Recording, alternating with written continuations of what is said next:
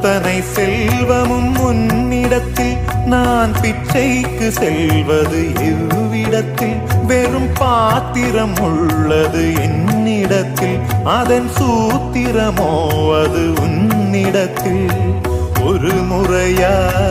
இருமுறையா பல முறை பல பிறப்பெடுக்க வைத்தாய் புதுவினையா பழவினையா கணம் கணம் தினம் என்னை துடிக்க வைத்தாய் பொருளுக்கு அலைந்திடும் பொருளற்ற வாழ்க்கையும் புறத்துதே உன் அருள் அருள் அருள் என்று அலைகின்ற மனம் இன்று பிதற்றுதே